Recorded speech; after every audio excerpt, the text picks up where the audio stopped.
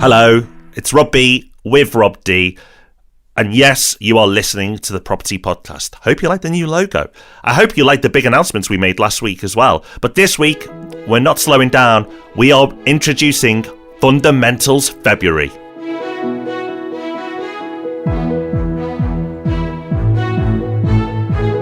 Yes, welcome to the Property Podcast, where every Thursday morning property investors, new or experienced, come together to be informed and inspired.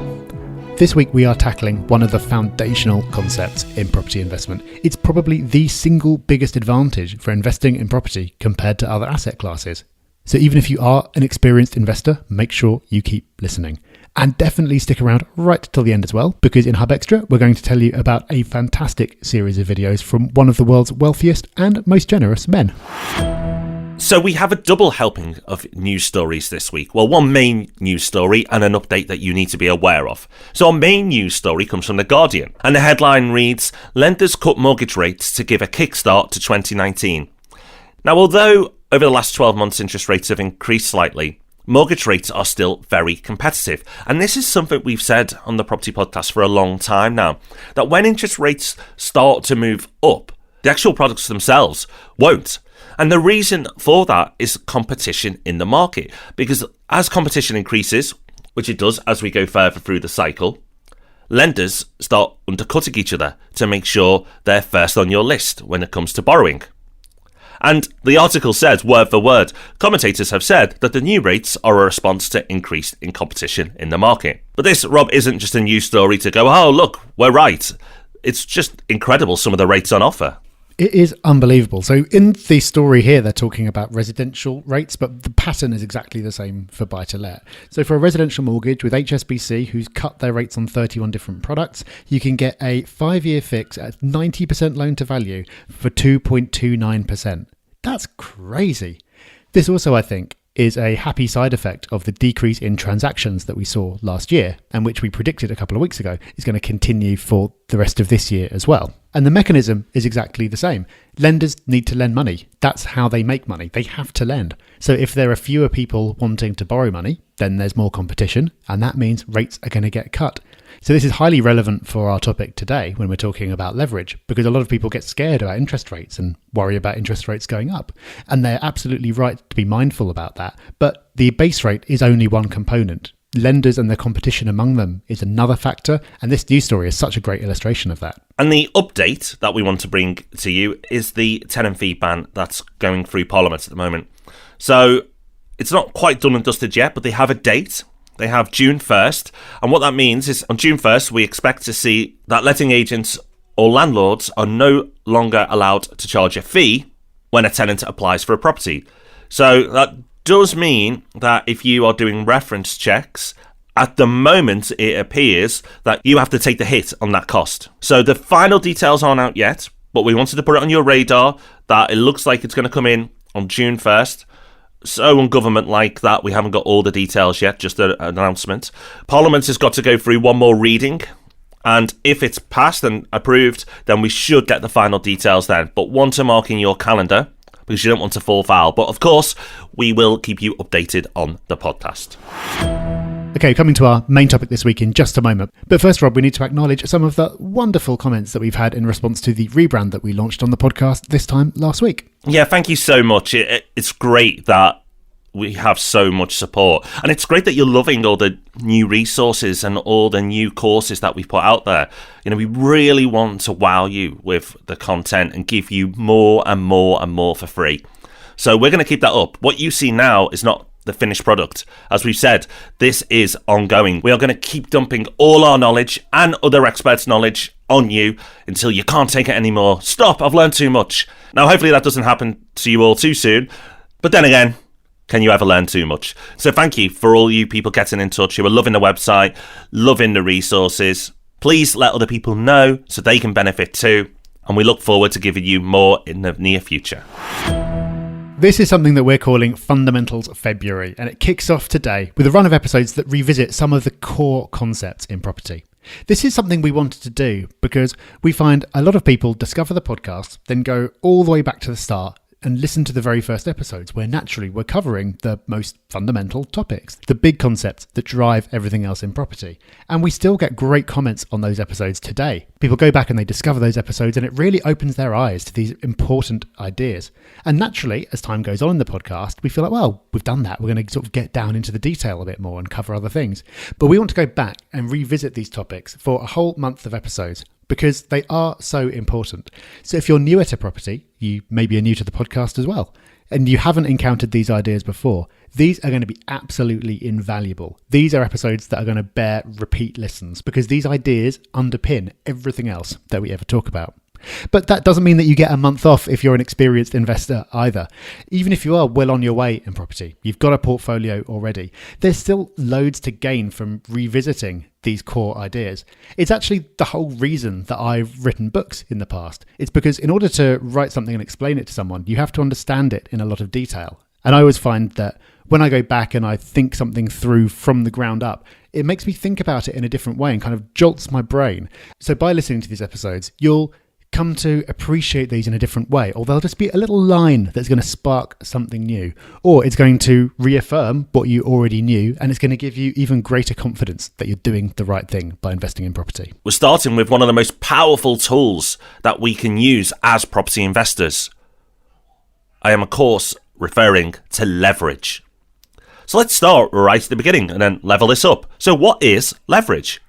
Leverage is quite simple. It's using other people's money, borrowed money, with the aim of making higher returns.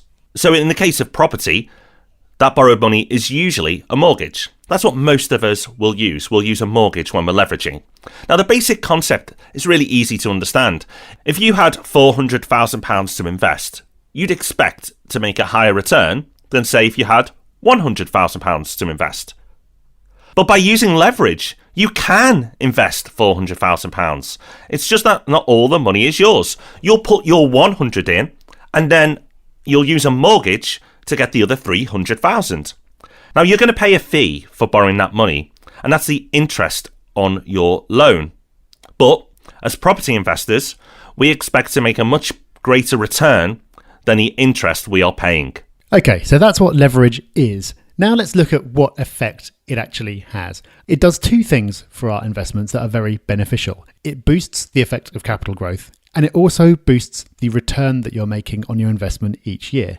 I'll give you an example of how it does each of those. And just to say, to keep this simple and to avoid confusing you with lots of detail so you can focus on the overall concept, these examples are going to ignore tax and stamp duty and everything else. So these numbers aren't the actual numbers that you'd achieve, but it's the principle that you need to focus on here. So let's start with something really important by seeing how leverage boosts your capital growth.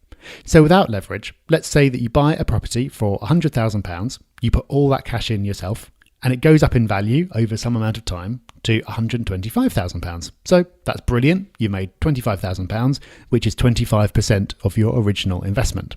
Now consider a situation where you use a mortgage. So you buy a property for £100,000 still, but you only put in £25,000. The rest of it comes from a mortgage. That's leverage. And then the same thing happens, exactly the same. The property goes up over some period of time to £125,000. So again, it's gone up by £25,000, but this time, because you only put in £25,000 to start with, you've actually made 100% return on your investment. So exactly the same thing has happened, but rather than making a 25% return, which is still very good, you've made 100% return, and that is thanks to leverage. So in the first example, you've put 100,000 in and made 25 grand. And in the second example, you've put 25,000 in and made 25 grand. Now, which would you prefer? Well, it's a no-brainer. The vast majority of us are going to prefer making 100% return on money rather than 25%. And that's what makes leverage so exciting. This isn't a slight boost in what you can make. This is game-changing numbers.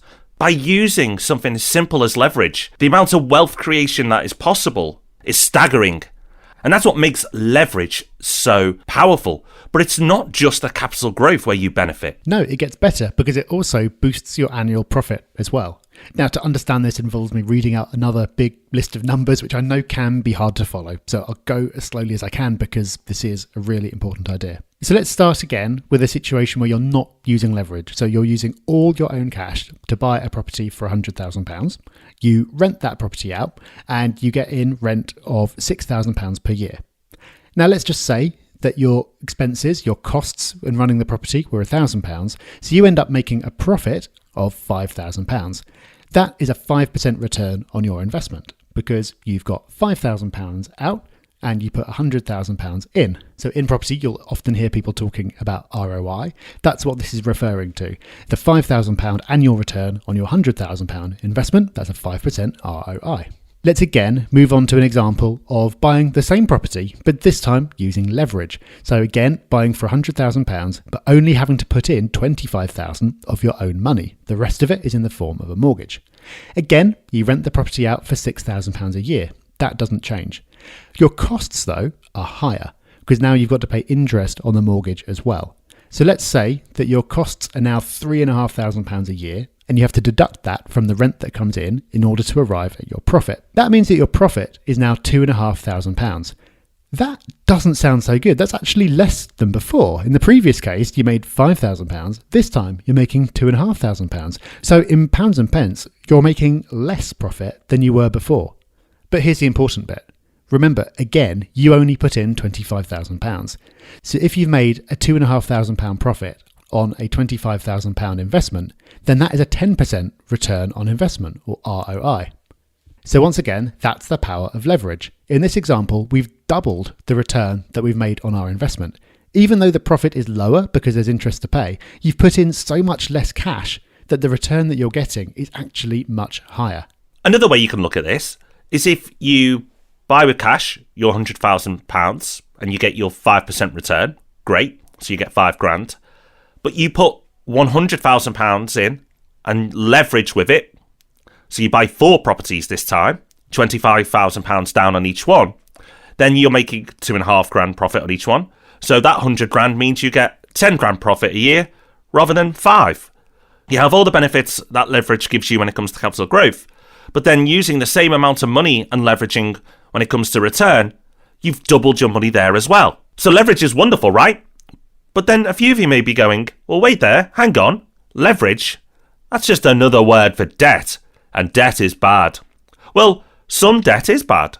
Debt to buy things that you consume or lose value, like a car or a holiday, borrowing money to buy those things or consume those things, is not a good idea. That is bad debt. There is no way of dressing that up. You can tell yourself, yeah, but life's for living and all the rest of it, but financially, it's a bad decision. But there is such a thing as good debt. And good debt is using other people's money to buy things that go up in value and produce an income. Because with property, you're using someone else's money, but you are making more money than what you've borrowed at. So you are actually making a profit. You are being wise by taking that money on because you are making far more than you are paying back. And that's why it's good debt. Property is the ideal use for debt because it produces a reliable income stream and it rises in value over the long term. So that doesn't mean borrow to the hilt and go absolutely nuts. You've got to get this right. Definitely. And there are risks when it comes to leverage, and we'll cover those later. Most of those risks come from being over-leveraged. In other words, borrowing too much as a proportion of the asset that you're buying. So what is a good amount of leverage? Well, so far in our examples, we've been looking at borrowing 75% of the value of the property that we're buying. That's known as loan to value in the jargon. So the value is 100,000, you're borrowing 75,000, that's 75% loan to value. For buy-to-let investing, that's more or less typical. At the moment, most mortgage products restrict you to about 75%. That's as high as they'll go. There are some deals around for 80%, and there are times when banks are very enthusiastic and keen to lend, and it will go higher than that. But you'll typically be able to borrow a maximum of about 75%, and that's what most investors do. If you're newer to property, that might sound a lot. It kind of is when you think about it. It's like, wow, I'm going to buy a property and 3/4 of the money is going to come from someone else. That's either amazing or scary, depending on how you feel about it right now. But as a general rule, 75% as a maximum is pretty sensible, because it means that prices would need to fall by 25% before you owe the bank more than the property is worth. And of course, that kind of fall can happen, but it's pretty unusual and it normally doesn't stay that way for long. If you'd borrowed 95%, it's far easier to imagine that happening. Now, that is a maximum. That doesn't mean that you have to borrow that amount. You might be a bit nervy about leverage, and you might be more comfortable borrowing less, and that's absolutely fine. Or you might need less leverage to achieve your goals. If you've got a good amount of cash and your goals aren't particularly ambitious, you don't want to build an enormous portfolio, then it might not be necessary to use that much leverage, and that's absolutely fine too.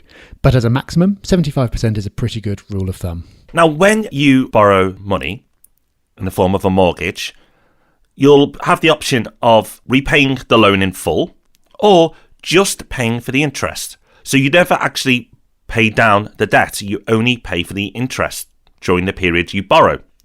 Now, although for somebody who's new to property, that may sound a bit mad or a bit scary, it's actually what the majority of investors do, because using an interest-only mortgage maximises your cash flow.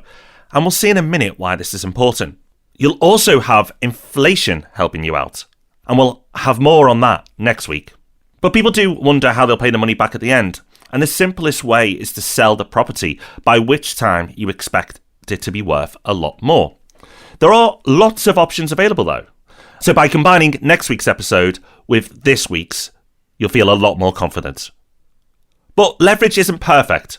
You can get it wrong, and there are risks. Definitely, and it's very important to be aware of the risks. Leverage is powerful. You shouldn't take it for granted, and you shouldn't be ignorant as to what the risks are, because once you understand the risks, you can make sure that you take actions that will control that risk and make sure that you stay safe and feel comfortable. And that's something we're going to come to a little bit later on. So what are the risks of leverage? Well, there are two main ones. The first risk is that if the value of the property falls, you'll end up losing a higher proportion of your money. In other words, leverage magnifies your returns in both directions. It means that you make more when things are going up, but you lose more when it's going down. So I'll give you an example of that. Say that you buy a property for £100,000. Again, you put in £25,000 of your own money, the rest is a mortgage. But instead of rising, that property falls in value to £75,000. If that happens, you've actually lost 100% of your investment. So you put in £25,000, it's fallen by £25,000, so you have no equity in the property. The whole value of the property is the same as the mortgage. That sounds scary, and it is. It's not something to take for granted. That's why you should see property as a long-term investment, and we're going to talk about this a lot more in just a moment. First though, let's talk about the second risk when it comes to leverage, and that is the risk that you can't afford your debt repayments. So let's say that you're renting a property out for £500 a month and your mortgage is costing you £350 per month. So that's a pretty good situation. You're making some profit there and the value of the property over time is gradually increasing. All good. What's not good though is if interest rates go up and your mortgage becomes more expensive. So let's say that because of interest rates going up, your mortgage payments get more expensive and are now costing you £550 a month. Well, you can't just put your rent up because your costs have gone up, so you're still renting it for £500. That means you're now losing £50 a month. So you're having to put in money out of your own pocket. And if you can't afford to do that, you get behind in your repayments, then the bank could repossess the property, take it back off you completely, and you lose the property and any of your own money that's tied up in it. So those are two very real risks, and that's fair enough. You wouldn't expect to have such a powerful tool, but there'd be no downsides to it at all and just be able to use it however you want, risk-free. You're not just randomly exposing yourself to these risks. There are actions that you can take, specific things that you can do to stay safe when you're using leverage. So the first is to make sure your property is cash flow positive, even if interest rates go up. Now you may be thinking, well, how do I work that out? What do I need to do? The good news is banks enforce this now. And this is the most important thing. The banks use stress tests to make sure that you can not only afford to pay the mortgage now, but if rates go up quite significantly. Now, you should work with a mortgage broker to understand this, but it's important to know that all buy-to-let lenders are enforced to do this now. Now, with property, prices don't always go up. They, at certain points in the cycle, will come down. What if you don't time it well and you end up overpaying for a property maybe, or buying it right at the peak of the market. Well, if property prices go down, as long as you keep paying the interest, it doesn't matter because they'll rise again in the future. Property is a long-term investment. So you don't need to worry that the value of your property at some point of the cycle may be actually worth less than your mortgage. I know that sounds really scary, but that happened to lots of people after the 2008 crash. And that happened to myself included. But guess what? I still kept renting it out and I was making a profit every month. And then, yes, over time, the property was once again worth more than my mortgage. So even buying at the wrong time, as long as you don't panic and hold on to your property, you'll recover and make a nice income each month while that recovery takes place. So it's important that you buy with the intention for holding for the long term. Over a couple of years, anything can happen. But over 20 years, it's unbelievably unlikely that you won't be able to sell it for more than it's worth now. That's why if you take a long-term view with property, it's a fantastic asset to own. Now, a little earlier on, we touched on how leverage and inflation work so well together.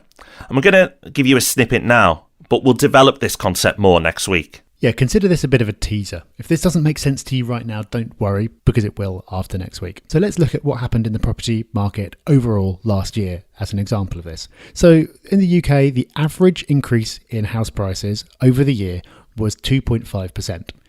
And inflation was also round about 2.5%.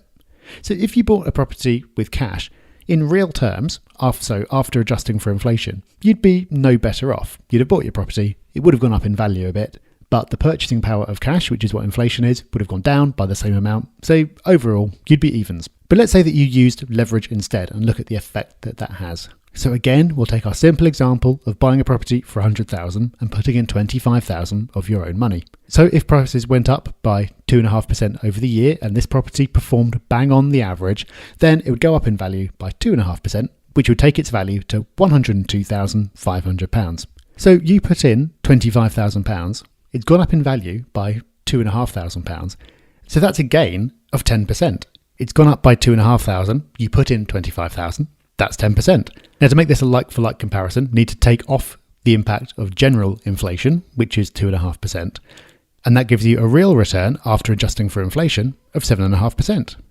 So even when the market isn't doing anything particularly exciting, this isn't the kind of thing that you get headlines about. It's no kind of boom. This isn't double-digit growth and everyone getting excited. This is really boring. This is just property going up in line with inflation.